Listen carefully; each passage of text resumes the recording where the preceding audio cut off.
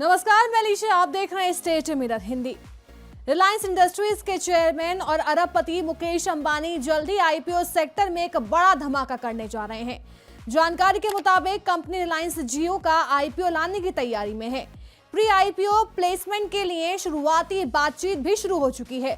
Report के मुताबिक ये आईपीओ लगभग 35,000 से 40,000 करोड़ के बीच होगा।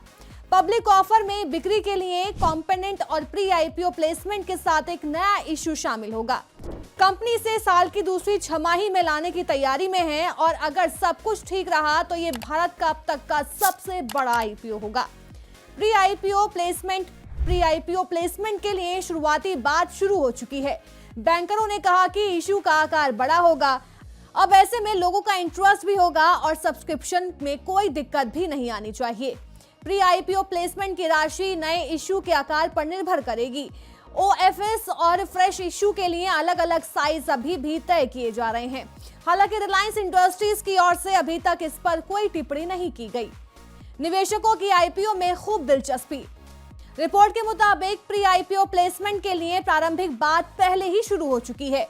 माना जा रहा है कि इस इश्यू को प्राथमिक बाजार में जबरदस्त दिलचस्पी मिलेगी, बावजूद इसके कि इसका आकार बड़ा है। एचबीएल रिपोर्ट में बताए गए कि बैंकरों का मानना है इशू को सब्सक्रिप्शन में दिक्कत होने की संभावना नहीं है। शेयरों के बंटवारे पर चल रही बात। आईपीओ प्लेसमेंट का अमाउंट नए इशू के साइज पर निर्भर करेगी, जबकि ओएफएस और नए इशू सेल के बीच शेयरों का बंटवारा भी किया जा रहा है। हालांकि आरआईएल ने इस मामले पर अभी तक चुप्पी साध रखी है। ऐसा कहा जाता है कि ओएफएस कई मौजूदा निवेशकों को पार्शियल से लेकर फुल विड्रॉवल का मौका देगा, जो ओएफएस साइज के लिए एक महत्वपूर्ण अनुपात को दर्शाता है। जियो प्लेटफॉर्म्स के तहत आने वाली रिलायंस जियो में 33% विदेशी निवेशक हैं। विदेशी निवेशकों की 33% हिस्सेदारी।